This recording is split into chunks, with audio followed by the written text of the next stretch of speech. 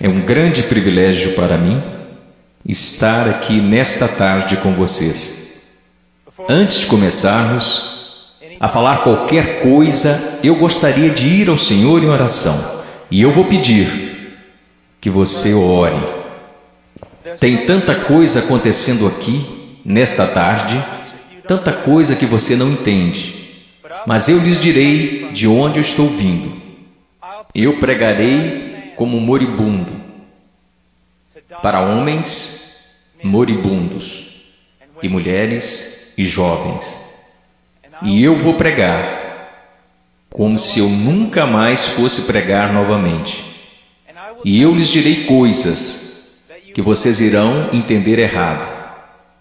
E eu lhes direi coisas que eles deixarão tão nervosos comigo. E eu lhes direi coisas que vocês negarão. E eu lhes direi coisas e vocês dirão que eu não tenho o direito de lhes dizer o que estou dizendo. Mas antes de você chegar a qualquer conclusão sobre o que está sendo dito aqui nesta tarde, faça a si mesmo uma pergunta. Veja, pregar é uma coisa muito perigosa. É perigoso para mim, pois a Bíblia diz que sobre falsos mestres virá grande condenação.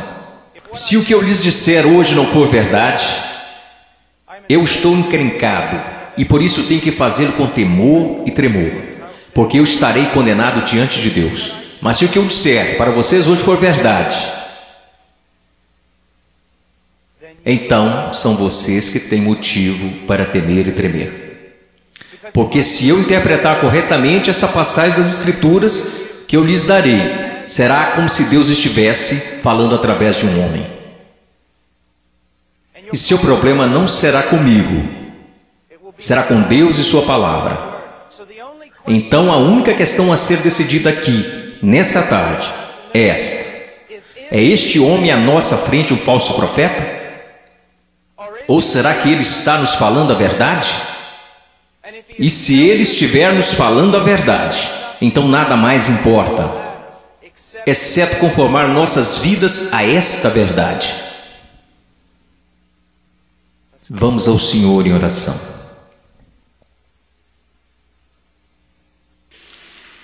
Pai,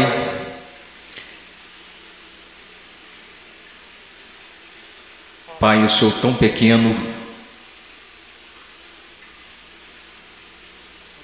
tão desprezível de tantas maneiras. Tu sabes, Senhor, Tu sabes.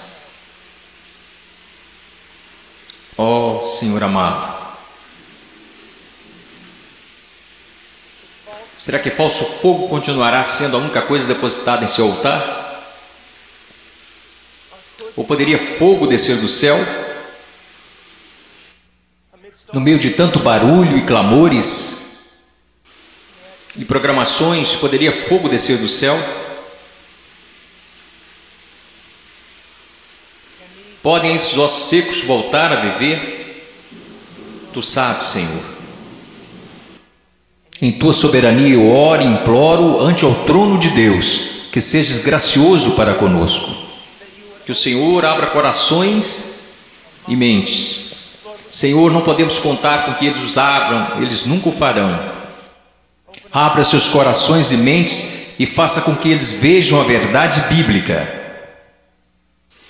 Sopre sobre eles, conceda arrependimento, conceda fé. Traga-os ao Teu reino, Senhor. Para a Sua glória, pelo Seu grande nome, realize estas coisas. Senhor, como o irmão falava, que seja, Senhor, de tal forma que nenhum homem obtenha crédito, que nenhum homem ponha a mão na arca do Senhor e se pôr que caia morto, Senhor. Ó Deus, faça-se presente entre nós, por favor, pois não temos outra esperança, não temos nenhuma outra esperança. Estas crianças não têm outra esperança, a não ser que o Senhor haja. Amém. Estarei ensinando em Mateus capítulo 7. Se vocês têm suas Bíblias, sigam-me. Mateus capítulo 7, versículo 3, Jesus disse: entrai pela porta estreita, porque larga é a porta, espaçoso o caminho que conduz à perdição, e muitos são os que entram por ela. E porque estreita é a porta e apertado o caminho que leva à vida, e poucos há que a encontrem. Acautelai-vos, porém, dos falsos profetas que vêm até vós vestidos como ovelhas, mas interiormente são lobos devoradores. Por seus frutos conhecereis. Porventura colhem-se uvas dos pinheiros ou figos dos abrolhos? Assim toda árvore boa produz bons frutos, e toda árvore má produz frutos maus. Não pode a árvore boa dar maus frutos, nem a árvore má dar frutos bons. Toda árvore que não dá bom fruto corta-se e lança-se no fogo. Portanto, pelos seus frutos os conhecereis. Nem todo que me diz, Senhor, Senhor, entrará no reino dos céus, mas aquele que faz a vontade de meu Pai que está nos céus. Muitos me dirão naquele dia: Senhor, Senhor, não profetizamos nós em Teu nome? E em Teu nome não expulsamos demônios? E em Teu nome não fizemos muitas maravilhas? E então lhes direi abertamente: nunca vos conheci. Apartai-vos de mim, vós que praticais a iniquidade. Todo aquele, pois, que escuta estas minhas palavras e as pratica, semelhá-lo-ei ao homem prudente, que edificou sua casa sobre a rocha. E desceu a chuva e correram rios, e assopraram ventos e combateram aquela casa, e não caiu, porque estava edificada sobre a rocha. E aquele que ouve estas minhas palavras e não as cumpre, compará-lo-ei a um homem sensato, que edificou a sua casa sobre a areia. Desceu a chuva, correram rios e assopraram ventos, e combateram aquela casa, e caiu, e foi grande a sua queda. Eu estou aqui hoje. Eu não estou preocupado no meu coração com a sua autoestima. Eu não estou preocupado no meu coração se você se sente bem consigo mesmo, se a vida está do jeito que você queria, ou se a sua conta bancária está no verde.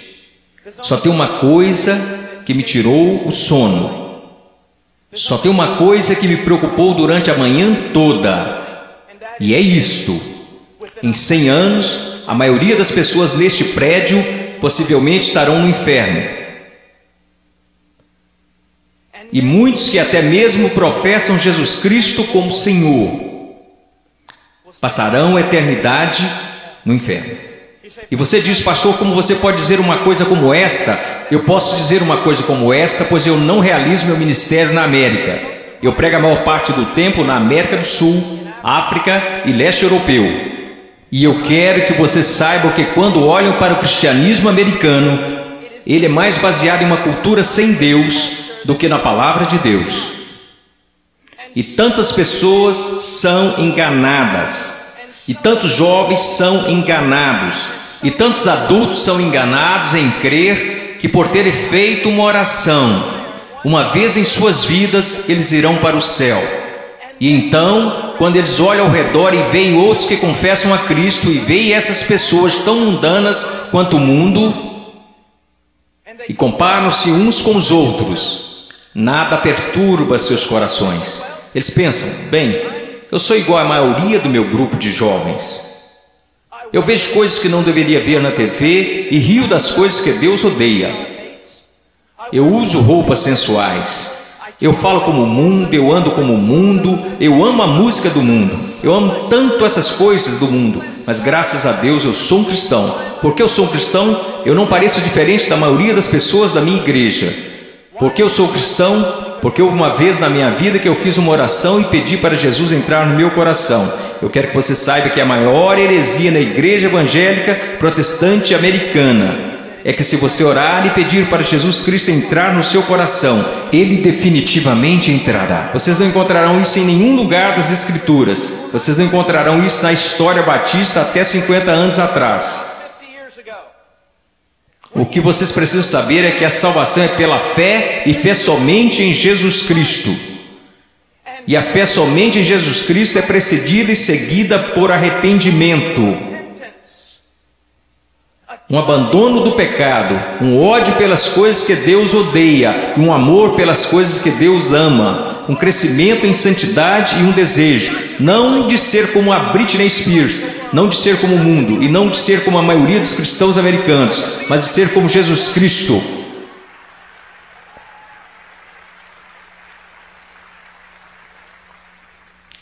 Eu não sei porque vocês estão aplaudindo, eu estou falando de você. Eu não vim aqui para ouvir améns, eu não vim aqui para receber aplausos, eu estou falando de você. Muitas vezes as pessoas vêm a mim e dizem: eu adoraria segui-lo até a Romênia, adoraria segui-lo à Ucrânia, eu adoraria pregar onde você prega e onde plantou igreja no Peru, na floresta. E eu digo: não, você não iria. Eles dizem: sim, eu iria. E eu digo: não, você não iria, porque você seria expulso da igreja de lá. O que precisamos ver? Eu não estou querendo ser duro apenas para ser duro. Vocês têm noção de quanto amor é necessário para ficar na frente de 5.000 pessoas e dizer que o cristianismo americano é quase completamente errado? Você sabe o que vai me custar nunca mais ser chamado para algo assim? Ser impopular? Você sabe por que você faz isso? Você não faz porque você vai ser bem pago. Você não faz isso porque os homens te amam. Você faz isso porque você ama os homens e, acima de tudo, você quer honrar a Deus. Eu quero lhe dizer uma coisa. Nós vamos olhar para as Escrituras e eu quero que você olhe para ela como ela realmente é. Pare de se comparar com outros que dizem que são cristãos, que se comparam com outros que dizem que são cristãos. Compare a si mesmo com as Escrituras. Quando alguém, um jovem, vem a um pastor ou pastor de jovens e diz: eu não tenho certeza se sou salvo. Pastor de jovens geralmente vai lançar um clichê. Alguma vez em sua vida você orou e pediu para Jesus entrar em seu coração? Bom, sim. Você foi sincero? Bem, eu não sei, mas acho que sim. Você precisa dizer para Satanás parar de te incomodar. Você escreveu no verso da sua Bíblia, assim como o evangelista ensinou quando você foi salvo. Você anotou a data para que qualquer dia que você duvidasse apontasse para a Bíblia. Que superstições têm invadido nossa denominação? Você sabe o que a Bíblia fala para os cristãos fazerem? Examine-se a si mesmo. Teste a si mesmo à luz das Escrituras para saber se você está na fé. Teste a si mesmo para saber se você é um cristão. Você consegue ver se o Senhor liberasse todos aqui e mandasse vocês baterem em cada porta dessa cidade? Você sabe o que descobriríamos? 99% das pessoas, pelo menos nessa cidade, acredita que são cristãos. Se você voltar para a sua cidade natal e bater em cada porta de cada casa, porque eu voltei para a minha cidade natal, quando fiz salvo e bati em cada porta, e você sabe o que eu descobri? Todo mundo na minha cidade é um cristão. 85% deles não vão à igreja, e aqueles que vão à igreja não estão preocupados com santidade. Eles não estão preocupados em servir, não estão preocupados em ser separados do mundo, não estão preocupados se o evangelho será pregado entre as nações. Mas graças a Deus eles são salvos. Por que eles são salvos? Porque algum evangelista que deveria ter passado mais tempo estudando sua Bíblia do que pregando disse a eles que eles eram salvos. E ele disse isso para que depois pudesse gabar de quantas pessoas se converteram no seu próximo avivamento. Eu amo vocês. E existem homens aqui que amam vocês. E eu quero ir às Escrituras agora que eu choquei para a vida. Eu quero que vocês me ouçam. Ouça a palavra de Deus e comece a se perguntar algumas perguntas. Antes de tudo, entrai pela porta estreita, porque larga é a porta, espaçoso o caminho que conduz à perdição, e muitos são os que entram por ela. Existe uma porta estreita. E sabe, historicamente, uma das razões pela qual sou um batista do Sul é porque os batistas do Sul sempre foram rápidos, enquanto outras denominações falharam em perceber isto. Os batistas do Sul sempre foram rápidos em perceber que é só uma porta. Só há um Deus. Só há um mediador entre Deus e os homens. Seu nome é Jesus Cristo, e não é uma questão de múltipla escolha. Não é como se todos os caminhos levassem a Roma. Como denominação, nós sempre ensinamos às pessoas o que Jesus ensinou às pessoas. Eu sou o caminho, a verdade e a vida, e ninguém vê ao Pai senão por mim. Então eu louvo a Deus por isso, que a única forma que qualquer ser humano nesta terra será salvo é por meio de Jesus Cristo. E ponto final. Porque você precisa entender que a Bíblia diz: todos pecaram e destituídos estão da glória de Deus, e vocês não têm ideia do que isso significa. Que nascemos totalmente depravados, odiando a Deus, que nós nunca buscaríamos a Deus, nunca iríamos a Deus, nós nos rebelamos contra Deus, quebrando toda a lei. Não é só uma questão de que você já pecou, a questão é: você nunca fez nada além de pecar. A Bíblia diz nos profetas que até as nossas maiores obras são como trapos de imundícia perante Deus. E por causa disso, você sabe o que merecemos? A ira de Deus, o ódio santo de Deus.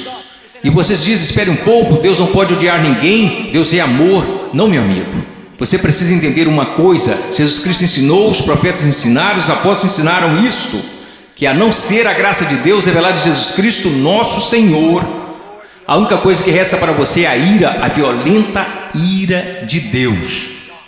E por causa de sua rebelião e de seus pecados. Quando fala em universidades, eles sempre são rápidos em dizer: não, Deus não pode odiar porque Deus é amor, mas eu digo, Deus tem de odiar porque Ele é amor. Veja, eu amo crianças, portanto odeio aborto. Se eu amo o que é santo, devo odiar o que não é santo. Deus é um Deus santo, e isso é algo que os americanos esqueceram. Muitas das coisas que você adora fazer, Deus odeia. Você sabia disso? Ore por avivamento. Você vai para a reunião de jovens e quer que Deus seja, mas antes de ir você assiste programas na TV que Deus absolutamente abomina. E então você se pergunta por que o Espírito Santo não desceu sobre nós, e por que você tem que criar falso fogo e falso entusiasmo. Porque Deus não está presente, Deus é um Deus santo. E a única maneira pela qual eu e você poderíamos nos reconciliar com Deus santo é pela morte do Filho unigênito de Deus, quando ele foi pendurado naquele madeiro. Agora escutem, se você hoje é salvo, você não foi salvo porque os romanos judeus rejeitaram Jesus. Você não foi salvo porque eles colocaram uma coroa de espinhos na sua cabeça, nem foi salvo porque eles perfuraram o tórax de Jesus com uma lança. Você não foi salvo nem mesmo porque eles o pregaram na cruz. Você sabe por que você é salvo? Se você é salvo, porque quando Jesus Cristo estava pendurado naquela cruz, Ele levou seus pecados, o pecado do povo de Deus, e toda a violenta ira de Deus que deveria ter caído sobre você, caiu sobre seu único filho. Alguém tinha que pagar o preço, alguém tinha que morrer. Foi Deus, o Pai, quem esmagou seu único filho, de acordo com Isaías 53, ao Senhor agradou moê-lo.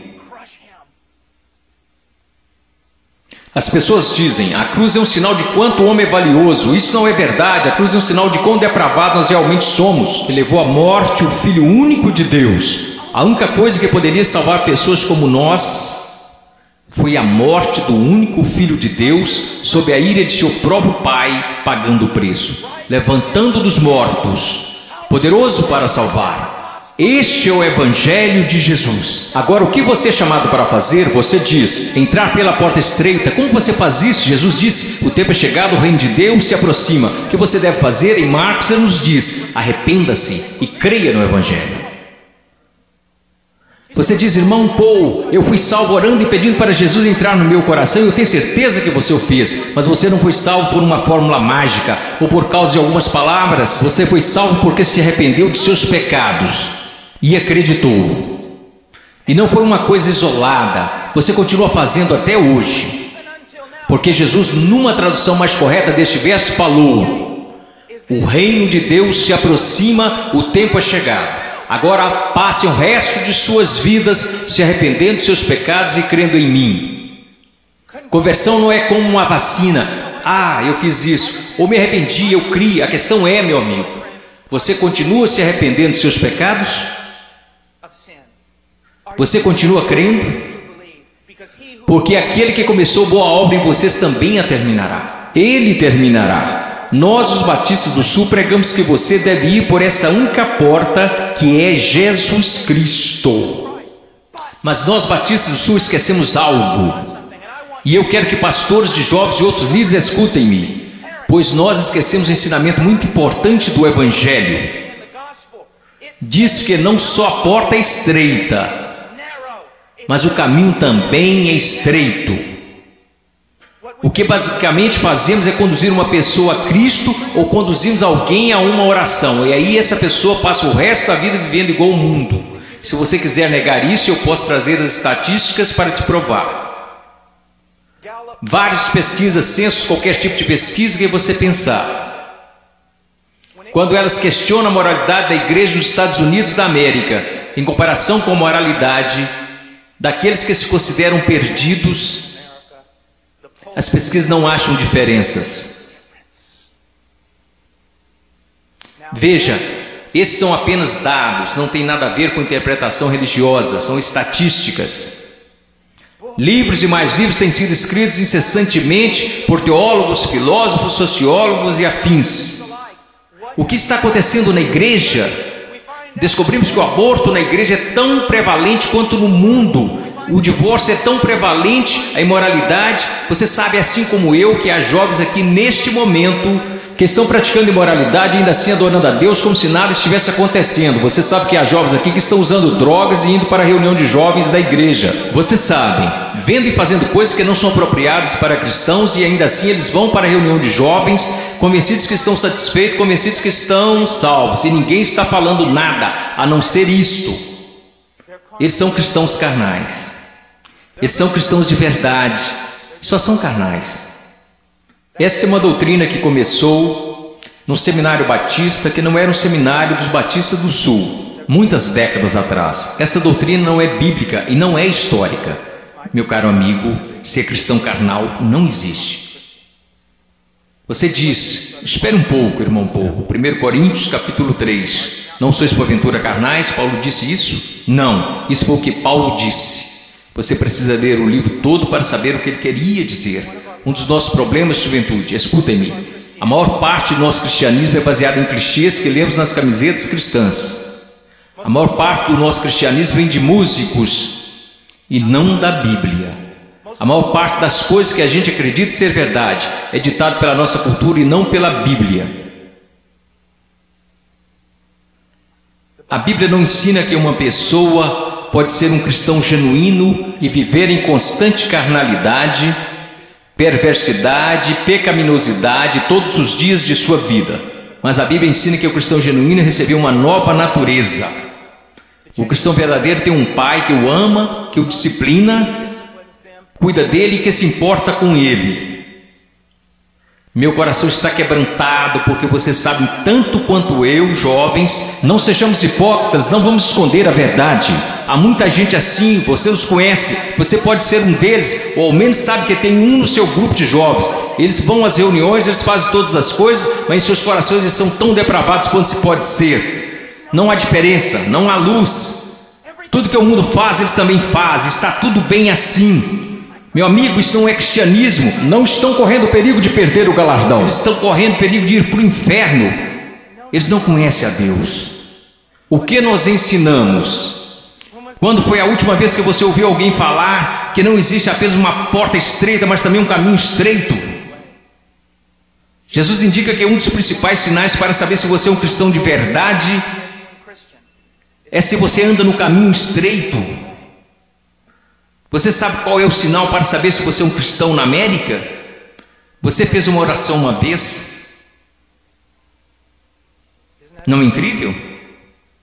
O que você se pergunta quando duvida da sua salvação? Se você fez uma oração de salvação uma vez, o que as Escrituras ensinam? Examinai-vos e provai a vós mesmos para saber se realmente estáis na fé, porque um cristão será diferente. Estou dizendo que um cristão é sem pecado? Não, porque aprendemos em 1 João que os cristãos pecam. Se dissermos que não conhecemos o pecado, então não conhecemos a Deus, não andamos na luz. Então qual é a diferença? Onde eu quero chegar? Eu estou chegando até aqui. Se você é genuinamente um cristão nascido de novo, um filho de Deus, você andará pelo caminho da justiça, como estilo de vida. E se você se desviar desse caminho de retidão, o Pai virá até você. Ele irá discipliná-lo, ele o colocará de volta naquele caminho. Se você professa que entrou pela porta estreita, mas continua andando pelo caminho largo, assim como todos da sua escola, assim como todos que são carnais e depravados, a Bíblia quer que você saiba que você deveria ficar terrivelmente amedrontado, porque você não conhece a Deus. Eu temo homens que passam a maior parte de suas vidas dizendo às outras pessoas que elas são salvas. Eu tenho medo de você se você já fez isso. Você não diz às pessoas que elas são salvas, você as diz como serem salvas. Deus as diz se elas são salvas. O que nós esquecemos de acreditar é que a salvação é uma obra sobrenatural de Deus. E aqueles que estão sendo genuinamente convertidos e regenerados pelo poder do Espírito Santo serão novas criaturas. A Bíblia diz, pelo que se alguém está em Cristo, nova criatura é. Então nós encontramos aqui nas Escrituras que há uma porta estreita e um caminho estreito. Estamos indo para o versículo 15. Acautelai-vos, porém, dos falsos profetas que vêm até vós vestidos como ovelhas, mas interiormente são lobos devoradores. Por seus frutos os conhecereis. Uma das coisas que você precisa entender é isto, uma coisa que um homem sábio me disse há muito tempo: Paul, seu melhor amigo é aquele que te diz as maiores verdades. Nos Estados Unidos da América, nós nos tornamos tão cheios de não me toques que ninguém pode nos repreender. Ninguém pode nos dizer que estamos errados. E ministros e líderes também têm acreditado nessa mentira. Nós não queremos ofender, nós queremos ser amigáveis. O que você precisa entender é que só um amigo verdadeiro, seu nome é Deus. E se você quer ser amigo de alguém na sua igreja, você precisa ser amigo de Deus. E você precisa estar mais preocupado com a glória de Deus do que você está com as atitudes dos homens. E outra coisa que você precisa entender é que a pessoa que te ama mais é a que vai te falar as maiores verdades. Uma das grandes marcas diferenciais de um falso profeta é que ele sempre vai falar o que você quer ouvir. Ele nunca vai estragar a festa.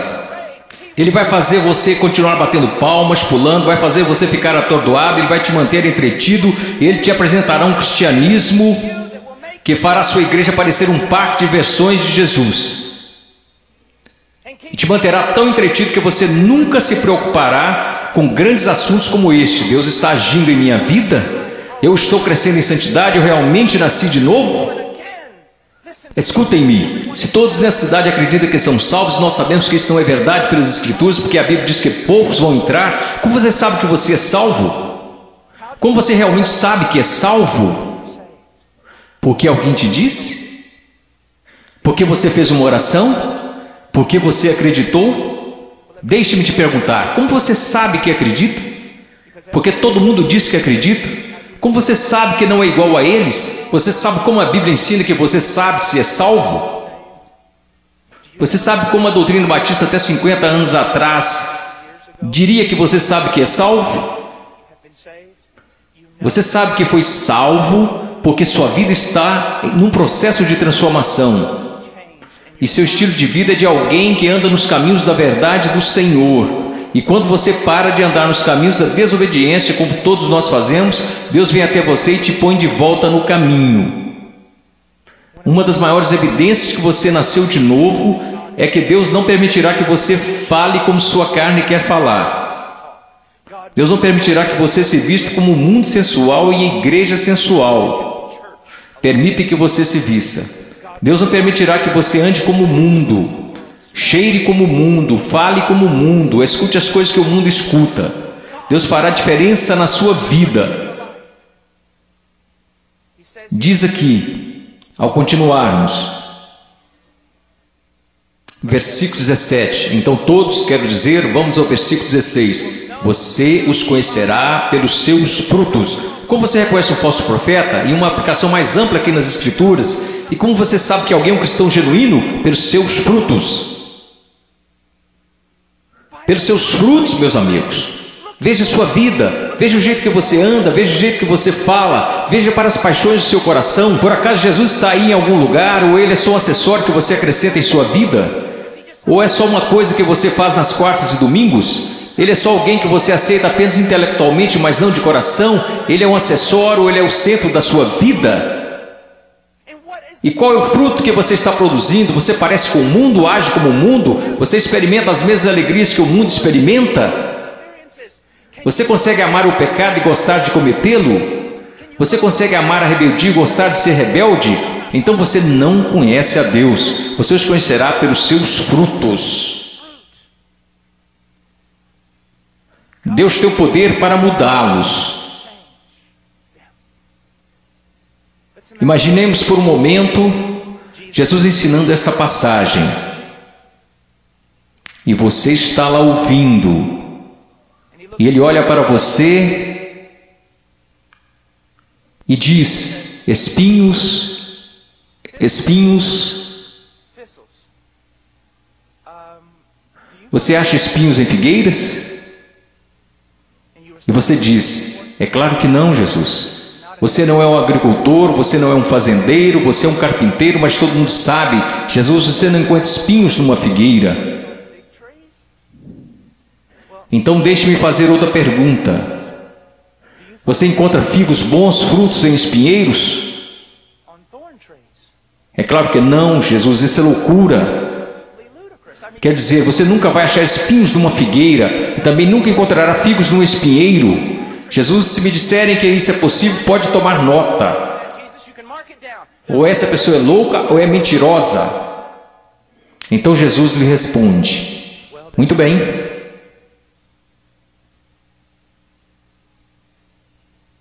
Aqueles que se dizem meus discípulos, mas dão maus frutos, não seria o mesmo que dizer que ou eles estão mentindo, ou que estão loucos em fazer tal afirmação?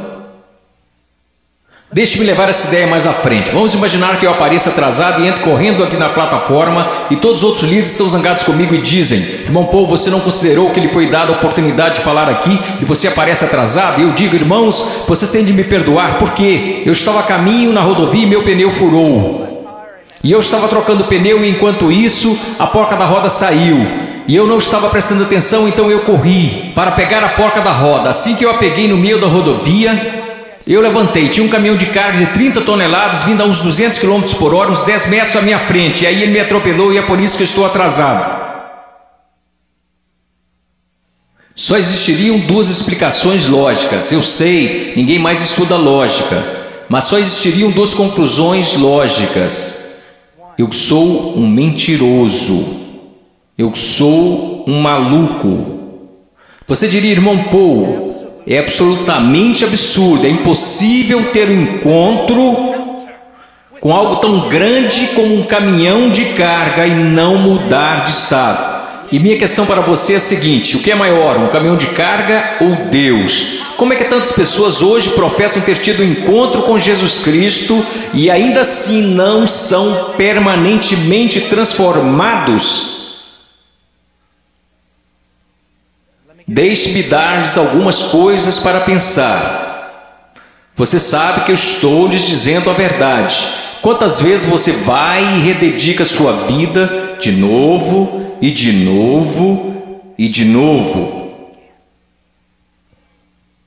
Quantas vezes os grupos de jovens veem a coisas como esta e ficam empolgadíssimos, e voltam para a igreja e dura cerca de 1 semana e meia. E mesmo assim dizem: ó, foi um grande mover de Deus. Não foi não. Se não durou é porque não foi um mover de Deus, foi emoção. Foram tantas coisas, mas não foi um grande mover de Deus.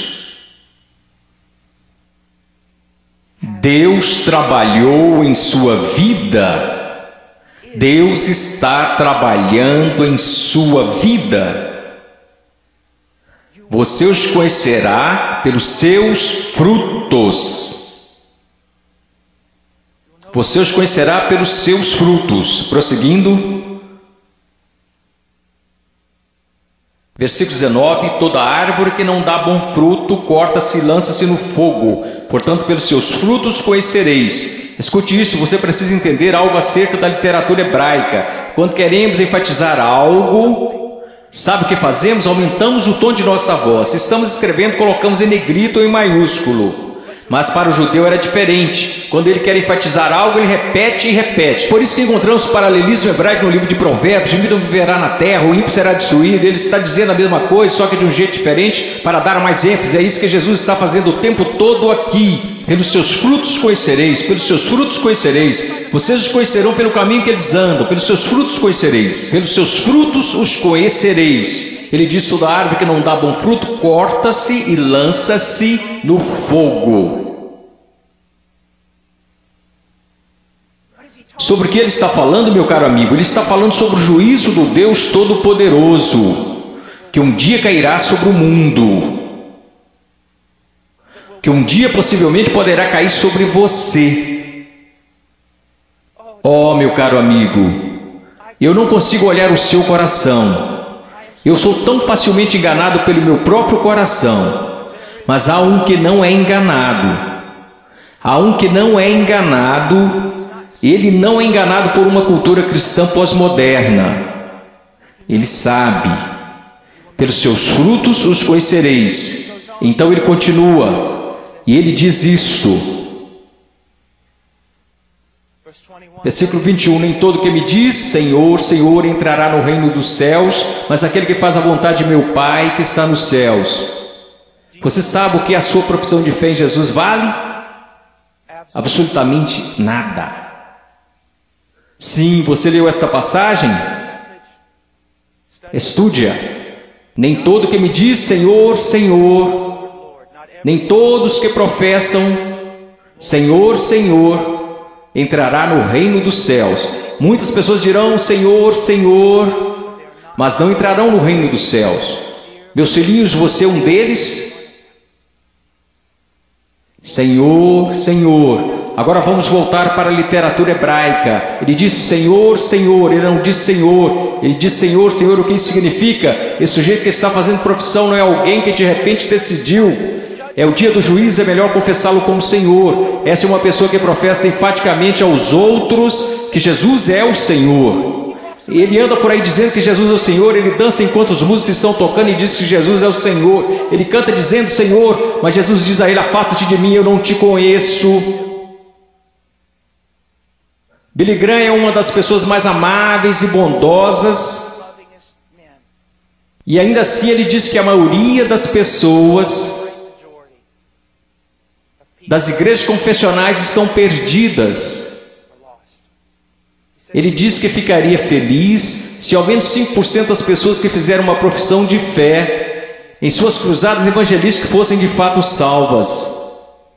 Quando estou na Nigéria, eu estive lá no ano passado visitando a mãe cujo filho estava em nossa igreja e que foi assassinado por muçulmanos no norte da Nigéria. Se alguém confessa Jesus Cristo, você meio que já sabe que é verdadeiro. Por quê? Porque eles podem morrer por causa dessa confissão, mas na América, considere os custos. Pense, examine a sua vida à luz das Escrituras. Você conhece o Senhor? Você conhece o Senhor? Porque nem todo que me diz Senhor, Senhor entrará no reino dos céus. Mas o que ele diz aqui, veja o que ele está dizendo. Nem todo que me diz Senhor, Senhor entrará no reino dos céus, mas aquele que faz a vontade de meu Pai que está nos céus. Qual é o sinal de que alguém se tornou um cristão genuíno? Eu gostaria que nós começássemos a ensinar isso novamente. O que aconteceu com a nossa teologia? O que aconteceu com a nossa doutrina? O que aconteceu com o nosso ensino? Foram jogados pela janela? Ninguém mais quer estudar doutrina, só quer escutar músicas cristãs e ler as frases das camisas cristãs. O que aconteceu com a verdade? A verdade diz isto. Aprova a maneira que você pode ter certeza que você é um cristão que nasceu de novo e que você tem como estilo de vida agir segundo a vontade do Pai. E você diz, você está falando de obras. Não, eu não estou, eu estou falando de evidências de fé. Funciona mais ou menos assim. Sua profissão não é prova alguma de que você nasceu de novo, porque todos neste país professam ter fé em Jesus Cristo. Uma pesquisa diz que 65% a 70% dos americanos são salvos, cristãos nascidos de novo. O país mais sem Deus na face da terra mata 4.000 bebês por dia, mas graças a Deus 70% de nós são nascidos de novo. Como você sabe que esta fé que você tem não é falsa? Um estilo de vida que está preocupado em fazer a vontade do Pai, que faz a vontade do Pai, e quando você desobedece a vontade do Pai, o Espírito Santo vem e te repreende pessoalmente através da palavra de Deus, ou através de um irmão ou uma irmã em Cristo, e Deus te põe no caminho novamente. Se você é um cristão genuíno, você não pode escapar dele. Deixa eu me dar um exemplo. Se eu fosse seu pastor, e você tivesse, digamos, 14 anos de idade, e eu estivesse voltando de uma pregação a 1 da manhã e te visse em um parque ou em uma esquina qualquer, com um bando de delinquentes, fazendo coisas que você não deveria estar fazendo, se você fosse membro de nossa igreja, eu diria, entre no carro e eu vou te levar para casa. Eu não ficaria bravo com você, eu ficaria bravo com seu pai, eu diria a ele, Senhor, você é um pai negligente e irresponsável, deixar seu filho fora de casa em tais circunstâncias. Eu quero que vocês entendam uma coisa, Deus não é um pai responsável ou negligente. Se você pode brincar com pecados, se você pode amar o mundo, amar as coisas do mundo, sempre estar envolvido com o mundo, fazendo as coisas do mundo, e se seus heróis são pessoas do mundo, se você quer parecer com eles, agir como eles, se você faz as mesmas coisas que eles fazem, meu caro amigo, ouça minha voz. Há uma grande possibilidade de você não conhecer a Deus e de não pertencer a Ele. Agora finalizando. Versículo 22. Muitos me dirão naquele dia: Senhor, Senhor, não profetizamos nós em teu nome não expulsamos demônios, em teu nome não fizemos muitas maravilhas? Então lhes direi abertamente: nunca vos conheci. Você diz a coisa mais importante na face da terra é conhecer a Jesus Cristo. Isto não é verdade. A coisa mais importante na face da terra é que Jesus Cristo te conheça. Eu não entrarei na Casa Branca amanhã só porque eu fui até o portão e disse que conheço o presidente. Mas eles me deixarão entrar se o presidente falar: eu conheço Paul Washer. Você pode professar conhecer a Jesus, mas a minha pergunta para você é: você conhece a Jesus? Jesus te conhece? E veja como ele descreve o homem perdido aqui. Ele diz: apartai-vos de mim, vós que praticais a iniquidade. Em grego, anomia. Uma partícula negativa: a, não, sem. A palavra nomos, lei, não lei, sem lei. E é isso que significa. Deixe-me dar-lhe uma tradução mais precisa. Apartai-vos de mim, ouçam-me. Se eu pudesse sair daqui e te abraçar falando isso, eu faria. Ouçam-me. Ele diz: apartai-vos de mim, vocês que dizem ser meus discípulos, que me confessam como Senhor, porém vivem como se eu nunca tivesse lhes dado uma lei para obedecerem. Eu acabo de descrever a grande maioria dos cristãos da América. Se alguém começa a falar de lei, se alguém começa a falar de princípios bíblicos, sobre o que devemos fazer e o que não devemos fazer, como devemos viver e como não devemos viver, todos começam a exclamar: legalista, legalista. Mas Jesus disse: apartai-vos de mim, vocês que viveram, me chamaram de Senhor, contudo viveram como se eu nunca tivesse lhes dado uma lei para seguirem. Na cristandade americana disse: passe pela porta, louve a Deus, viva como o resto do mundo, tudo bem, você só é um cristão carnal e talvez volte um dia. Você sabe o que acontece por causa do nosso péssimo evangelismo? Nós temos milhões de crianças salvas nas EBF, e quando fazem 15 anos eles entram no mundo, e a maioria deles vive como demônios. E quando estão por volta de 30 anos, eles voltam e rededicam suas vidas. Talvez eles tenham acabado de ser salvos. Porque, amigos, é mais do que você contar a alguém que você é salvo. Porque sabe que Jesus é Senhor. Satanás sabe que Jesus é Senhor. Sua vida está em processo de mudança? Então ele começa a falar sobre duas pessoas, duas fundações. Você sabe que essa passagem na interpretação contemporânea é importante estudar teologia, é importante estudar história. A interpretação atual dessa passagem sobre a rocha e a areia é basicamente assim: se você é cristão, você precisa construir sua vida sobre a rocha, porque se você construir sua vida sobre a areia, você será um cristão infeliz, sua vida não dará certo. Isto não é o que Jesus está ensinando, e a história me apoia nisto. Quase nunca foi interpretada desta forma. Você sabe qual é a interpretação? É assim: existem dois caminhos. Há o caminho estreito e o caminho largo. Em qual você está? Há dois tipos de árvores. Tem a árvore que dá bons frutos e que vai para o céu. Tem a árvore má e você sabe que é má porque dá maus frutos e vai para o inferno. Será cortada e lançada para o inferno. Aqueles que professam Jesus como Senhor e fazem a vontade do Pai que está no céu, e aqueles que professam Jesus como Senhor e que não fazem a vontade do Pai que está no céu, e eles irão para o inferno, não por falta das obras, mas por causa de uma falta de fé demonstrada pelo fato de que eles não tinham obras. E ele continua: não são dois cristãos construindo suas casas em duas fundações diferentes. Esses novamente são o homem salvo e o homem perdido. O homem perdido ouve a palavra de Deus ser pregada, mas não prepara a fundação. Você não consegue ver na vida dele como a palavra de Deus está formando e construindo e sustentando sua vida. Sua vida não está. Quantas pessoas da Convenção dos Batistas do Sul, apesar dos nossos números, apesar de tudo que dizemos, se nós simplesmente comparássemos as pessoas a esta passagem e dissesse: você está construindo seu casamento de acordo com a palavra de Deus, você está educando seus filhos de acordo com a palavra de Deus, você está administrando suas finanças de acordo com a palavra de Deus, você tem vivido separando-se das coisas deste mundo de acordo com a palavra de Deus, quantos estariam aptos a responder positivamente? Não, nada disso. Eu professo Jesus, Ele é meu Salvador. Meu professor de escola dominical me falou: Eu sei, assim como Leonard Ravenhill, um conhecido meu, que antes de falecer costumava dizer: eu preguei uma só vez em várias igrejas batistas. Eu prego em muitos lugares como esse somente uma vez. Eu poderia vir aqui hoje com um vocabulário que impressionaria vocês e pregar para vocês sobre coisas que fariam vocês saírem flutuando deste salão. Eu poderia contar-lhes histórias que fariam vocês rirem, histórias sobre cachorros e vovós que fariam vocês chorarem, mas eu usamos demais para fazer isso. Eu sei porque a palavra de Deus é verdade, que existem pessoas que acreditam ser salvas, mas não são. Não são. Eu sei que alguns de vocês que olham ao redor e pensam: bem, eu sou salvo, quer dizer, eu pareço com todo mundo do meu grupo de jovem. O que faz você pensar que o seu grupo é salvo?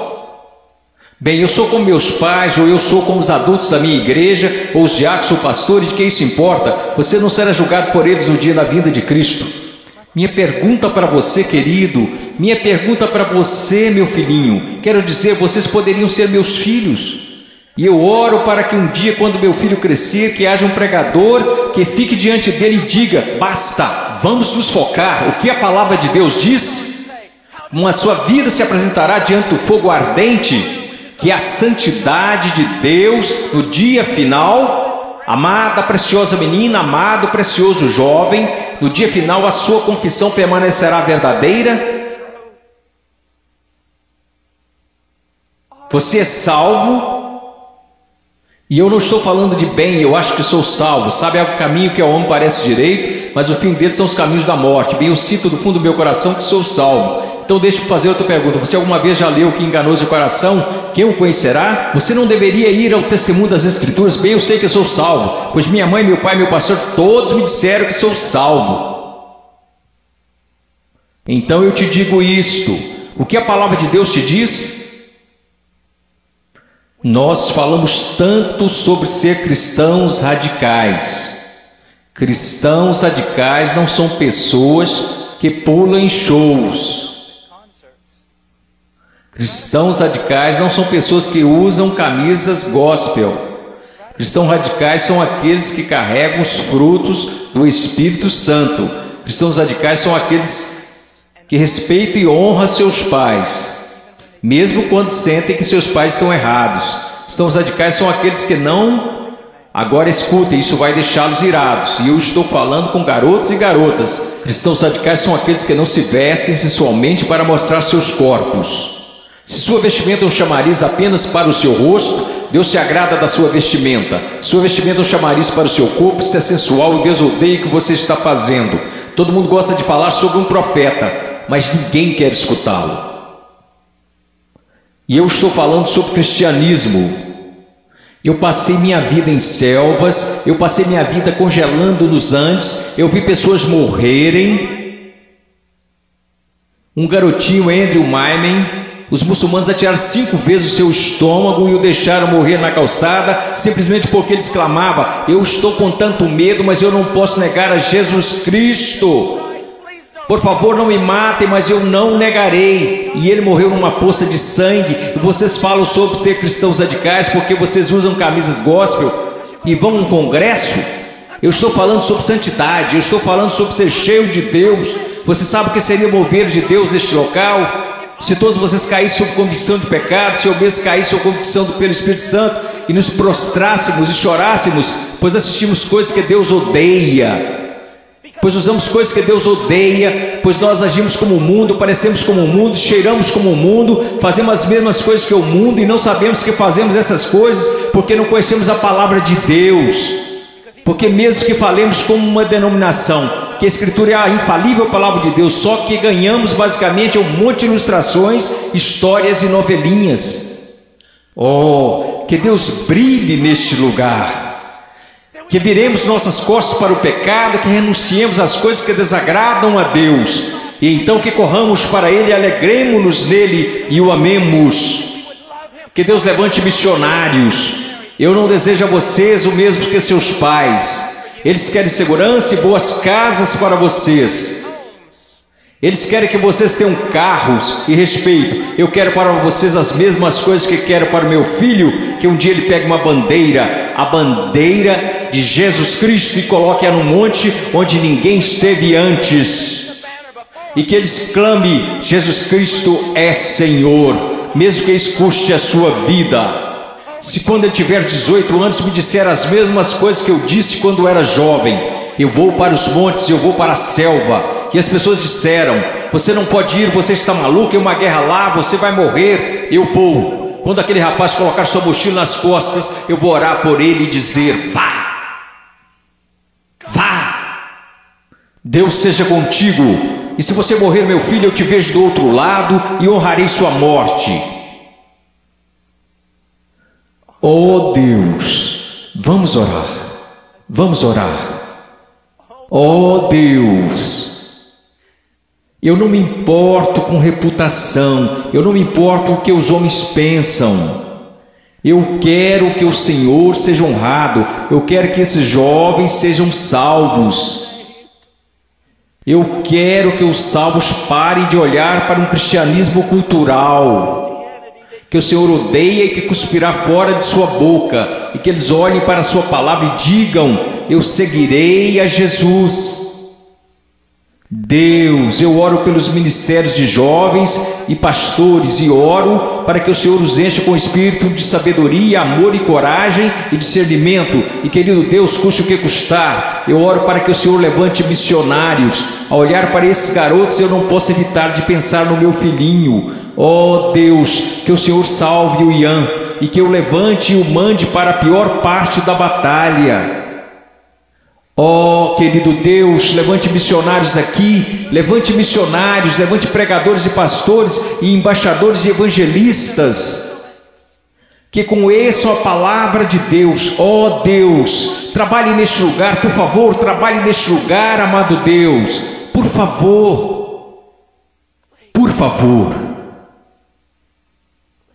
por favor, por favor. Agora, com todas as cabeças baixas, alguém aqui hoje à noite que gostaria de dizer: irmão Paul, eu tenho vivido uma mentira. Eu digo que sou cristão, mas eu amo o mundo, eu pareço com o mundo, e cheiro como o mundo, e eu me odeio por conta disso. Irmão Paul, eu estou tão cansado desse cristianismo que tenho vivido, eu estou cansado disto. Eu estou cansado disto. Eu quero ser salvo. Eu quero ser salvo. Eu só quero que levantem. Irmão Paul, eu quero ser salvo. Amém. Alguém mais? Eu quero ser salvo. Amém. Amém. Em momentos teremos um apelo, e vocês que levantaram, eu vou descer aqui e quero que vocês se encontrem comigo. Eu quero falar com vocês agora. Vocês podem se sentar. Obrigado. Agora quero conversar com vocês que professam ser cristãos.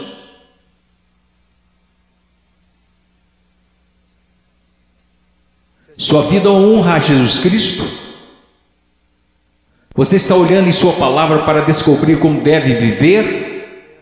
Eu oro de todo o coração. A única coisa que irá salvar a igreja na América, só há duas possibilidades. Uma é uma reforma total em nossas pregações e nosso estudo da palavra de Deus, e a outra é uma perseguição feroz e horripilante. Essa é a única coisa que irá salvar a igreja na América. Eu oro para que vocês retornem à palavra. Eu oro. Ouçam-me, jovens, vocês precisam dizer: ok, como eu devo proceder perante meus pais? Vá à palavra, descubra, obedeça. Como devo me vestir? Vá à palavra, descubra, obedeça. Como devo falar? O que devo escutar? Ponha cada pensamento, palavra e ato em sujeição a Jesus Cristo.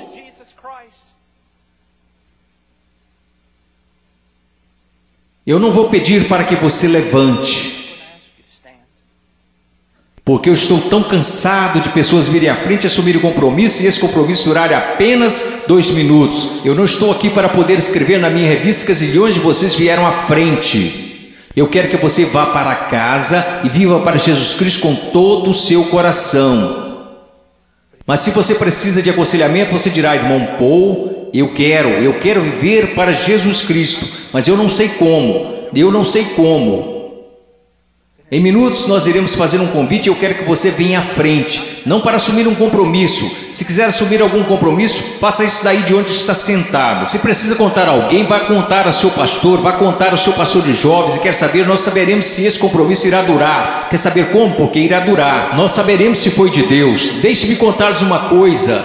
Se você tomou a decisão de seguir a Jesus Cristo, se você tomou a decisão para ser salvo nesses 2 últimos dias, eu quero dizer algo: se você foi genuíno, durará. Se daqui a algumas semanas você voltar direto ao mundo, viver como o mundo, agir como o mundo, quero que você saiba de uma coisa: você não entendeu nada aqui neste final de semana, você foi emotivo, apenas isto. Se você realmente ganhou algo do Senhor, eu quero que você saiba, isso durará. E ainda que você tente correr disto, você não vai conseguir. Você não vai conseguir. Oh, eu amo tanto a vocês, Eu peço que todos levantemos. Se você precisa de aconselhamento acerca de uma decisão que fez, mas que não está clara, eu quero que você venha à frente e eu vou descer aqui. Vocês que levantaram, houve muitos de vocês aí que disseram: eu preciso conhecer a Jesus Cristo. Eu quero que você venha até aqui agora mesmo, eu quero te conhecer. Eu quero voltar aqui com você e os outros conselheiros, quero conversar com você e eu quero te dizer uma coisa, não em 5 minutos, não em 10 minutos. Se você precisar conversar a noite toda, nós ficaremos. Essa é a atitude de cada conselheiro neste lugar. Nós ficaremos a noite inteira se necessário, a noite toda. Deus te ama. Deixe-me orar por você. Querido Deus, por favor, Senhor, ouve aqui. Senhor, tanta movimentação. Ontem à noite, Senhor, eu não sei o quanto de tudo isso foi real, e eu sei que vi pessoas chorando na noite passada.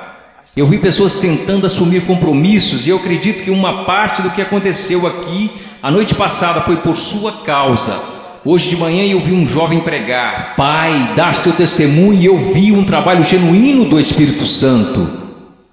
Eu não sei quantas dessas decisões foram verdadeiras, mas aconteceram algumas coisas reais aqui. Agora eu oro, Pai. Eu não sei o quanto será real, somente o tempo e a eternidade nos mostrarão. Mas, ó Deus querido, por favor, trabalhe em nome de Jesus. Amém.